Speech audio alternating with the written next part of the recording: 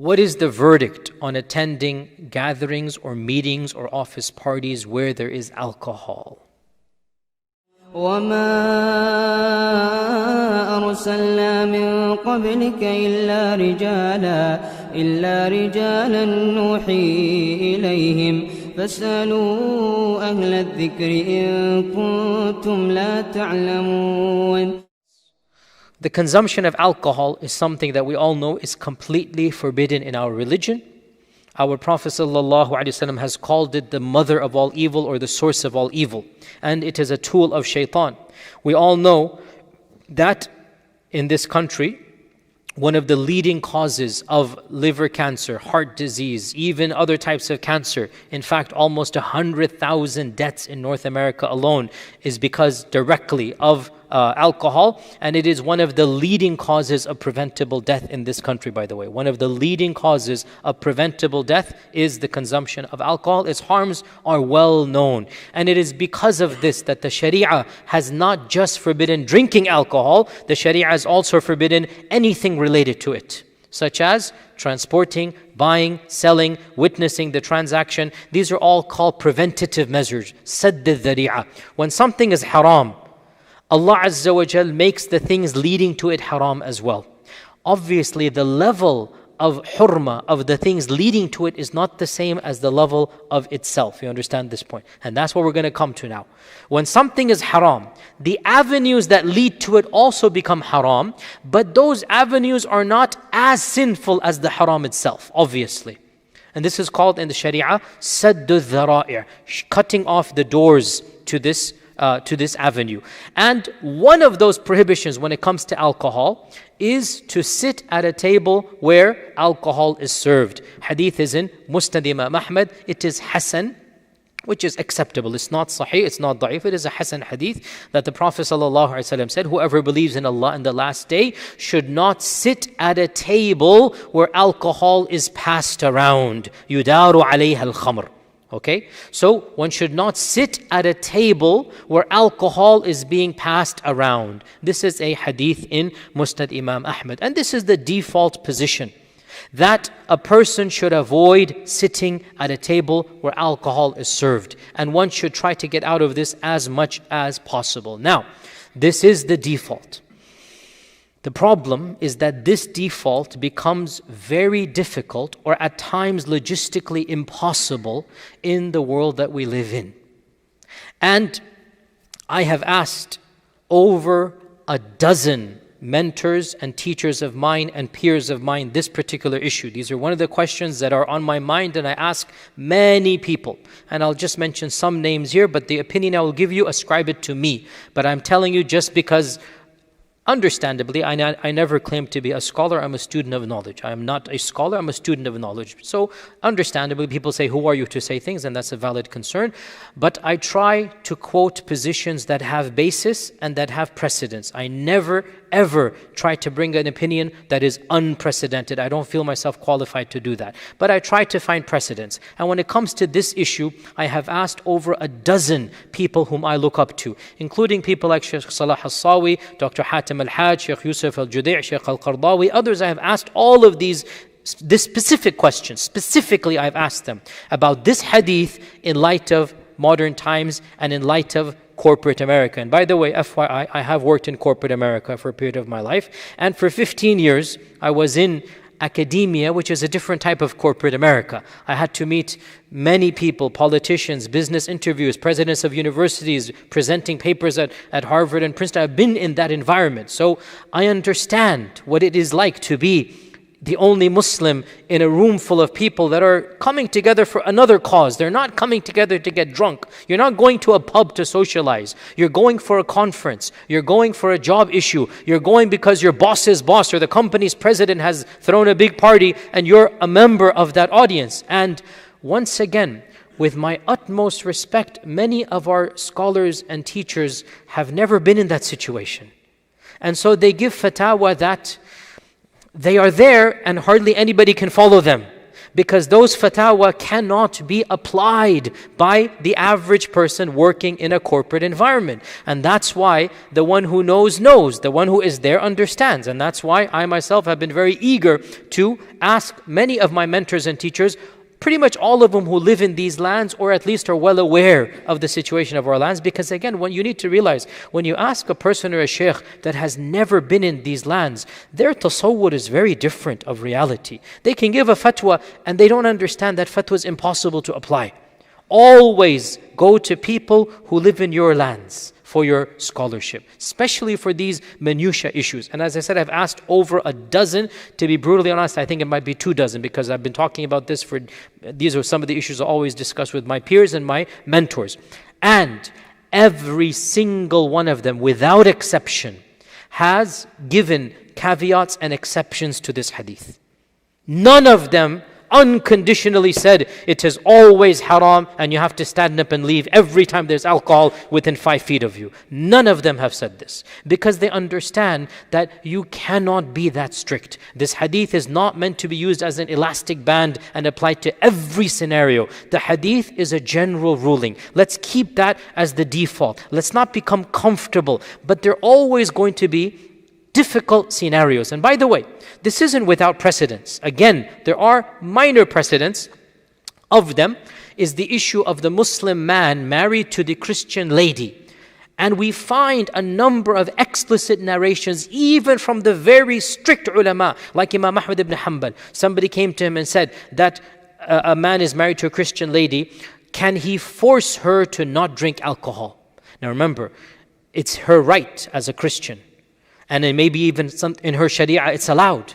And maybe even in her rituals is what she does. If she's a Catholic, she's even going to drink it, right? And Imam Ahmad said, he does not have the right to forbid her from drinking her alcohol. He doesn't have that right. So this is someone like Imam Ahmad, and the context is in a Muslim land. And it's in the person's household. Now, by the way, think about the technicalities. Whose money is she typically going to use to go buy the alcohol? Think about the technicalities. Where will that alcohol be stored? In whose house? Think about these technicalities, right? Before you make these blanket statements of haram, haram, haram, think things through. And that's why fiqh is very different than just quoting hadith and then extrapolating. My dear brothers and sisters, extremism typically occurs with people who don't understand fiqh. They just take a verse or a hadith and they become fuqaha overnight. Actual fuqaha are always much more understanding, much more reasonable. As I said, more than a dozen scholars, I asked personally this question. More than a dozen. Every one of them, they gave slightly different, but every one of them is giving caveats. If this, if that. So, the position I'm going to present is coming from me. Don't ascribe it to them, but I will tell you, all of them have given caveats and exceptions to this hadith. So, based on this, I form an educated ijtihad. If I am right, it is from Allah. If it is wrong, then it is from myself, and I ask Allah's refuge. What I say is as follows. This is my advice.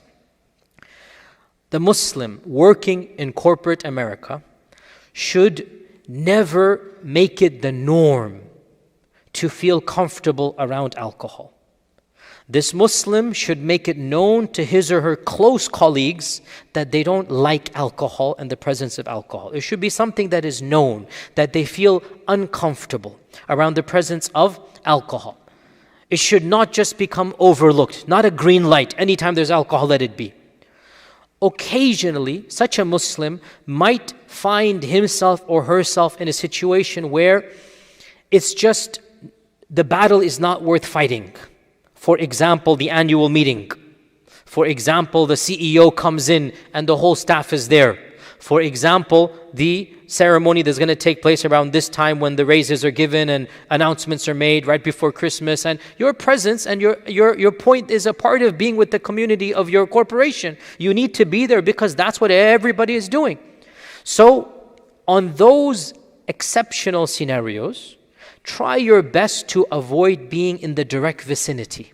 So if the alcohol table is there, you go on another side and you intermingle with the people over there. And if you are forced to sit down, try your best to get a few people that you know will not be drinking and sit One of my teachers actually said this. I'm not going to mention it, but I respect him immensely. One of my teachers actually said, if there's a large table, get 3, 4, 5 people, sit next to them, and in your mind draw an imaginary line. This is my table. There's no alcohol on it. Point is, you have to work your way. What are you going to do if there's 50 people at a corporate meeting and you're all sitting at a table and they're drinking alcohol over there? What are you going to do? I mean, if you really thought it's necessary to stand up and leave, that's your business. And I'm not saying don't do that. But I'm saying, لا يكلف الله نفسا إلا وسعها. How unreasonable is it for you to stand up and leave because somebody else is drinking, your boss's boss is drinking alcohol? You will not be able to function in corporate America this way. You cannot function in a regular, you're going to a job interview, for example, right? That stage, you're going to tell other people, hey, you can't drink, by the way, huh? You're going to get that job or not? Is Allah requiring you to be that unreasonable? I don't think so. Wallahi, I do not think so at all. And this is the position that many of my teachers have as well. You're going to a job interview. You're going to the annual corporate event or whatnot. Now is not the time to enforce Sharia on other people. Their drinking is their, but you obviously are not going to drink. You will say, I don't drink, okay? You order your Alka-Seltzer water or whatever you want to do, it's like you do whatever you want, but you do not obviously drink yourself. And if they're drinking that one-off, fine. Then when you get in and your colleagues, you should then say, you know what, you guys are going there. If it's just a regular chilling event, just a evening out, you should not compromise on that type of thing. Why? You guys go ahead and enjoy. And you don't have to say even alcohol. You say, you guys go ahead, I'm a bit tired. Make an excuse of, I'd make a few phone calls, whatever. But if your presence is important, not darura, life and death, because this is not a matter of life and death. It's a matter of reasonable. Your job is at line here. Your presence is required for the promotions. Your ambience is there. You being there is going to show the company that you're a part and parcel of the company. In these types of scenarios, be reasonable and participate what needs to be done. And then, as you all know, as the evening winds down, the party revelers stay, and then people who want to leave can leave, right? You be of those who leave as fast as you reasonably can. فَاتَّقُوا اللَّهَ مَا اسْتَطَعْتُمْ. Fear Allah subhanahu wa ta'ala as much as you can. And even as you are there, in your heart, do not like it. Because our Prophet ﷺ said, whoever can change munkar with his hands, good. If not, then with his tongue. If not, then what? Don't like it in your heart. Hate it in your heart. I'm being very explicit. Don't make it the norm that I'm surrounded by alcohol. No. It should never be the norm. Don't make it lackadaisical, no big deal. It is a big deal. And you should not just be observing people getting drunk. But once in a while, you cannot enforce 100%. When you need to, be as minimal as you need, be as discreet as you need to be, do what you need to do, and then make your excuse, and then be away from there. And then ask Allah Azza wa Jalla's forgiveness. But I do not think it is a sin when, as we said, when you're pressured into this type of scenario, that you're in the presence where alcohol is. Nonetheless, if it is not something that is required, and it is simply a pure socialization, a pure merriment, in this case, no need for you to compromise. And you can give an excuse. And I give you a classic example. You're going to a meeting or a conference somewhere else. Then your office is going to go out for a dinner. And you know there's going to be sharab and laughter and merriment. And there's no need, for the business has been done. Right? The meeting has been done. Now, we're not talking about a business meeting with a client where you have to be, again, be sensible. You all know the difference. When your office colleagues are just going to chill because the company tab is paying for it, right? No need for you when you know there's going to be alcohol. You're not going to lose your job if you don't show up to that thing. No big deal. And give an excuse if you want. You don't have to say, because I am a Muslim, I'm not going to. If you want to, it's case by case. If you don't have that authority, make an excuse. I'm feeling tired. I have to make a few phone calls. I'll see you guys tomorrow. Simple as that. And then be away from there. But if you do need to go for reasons that you know best, for your job's sake, in my humble opinion, it is not haram, and the hadith will not apply to you. Final point, one of my teachers made a very good point. One of my mentors, he said a very good point. He said one needs to look at the context of this hadith. What is the context of this hadith? A group of Muslims sitting and drinking alcohol for the point of getting drunk. Yudaru alayhi al-khamr. Means khamr is being passed around. Why would you be in such a gathering of Muslims? What excuse is there? One of my teachers said, this hadith needs to be understood as silent approval of other Muslims getting drunk. You shouldn't be there. You cannot just copy and paste and apply it to a corporate setting where your non-Muslim colleagues are drinking a cup or two with their meals. They're not even getting drunk because they're not supposed to technically, as you know. They're not even doing that. It's just what they're doing on the side. So Allah Azza wa Jal knows best. The fatwa that I have given, based on years of research and asking many of my colleagues and mentors, avoid it as much as possible. Don't make this the norm. Your colleagues should know that you feel uncomfortable around alcohol.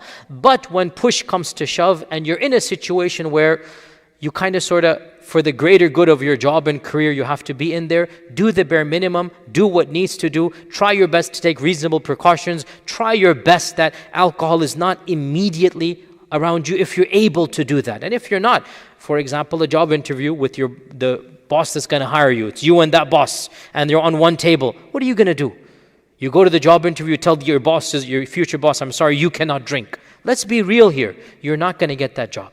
And we fully understand why. Because you're not somebody the company can work with. If you're going to enforce your policy on other people, that's not going to work, right? So the wise person uses the right time and place, and in my humble opinion, that's not the right time and place in the job interview to demand that your boss doesn't drink or whatnot. And so if that is the case and that is happening, ask Allah's forgiveness, try your best to be as minimal as possible, do what needs to be done, and then remove yourself from that. And insha'Allah ta'ala, there will not be a sin on you if you hate it in your heart. And with that, insha'Allah ta'ala, we conclude for today.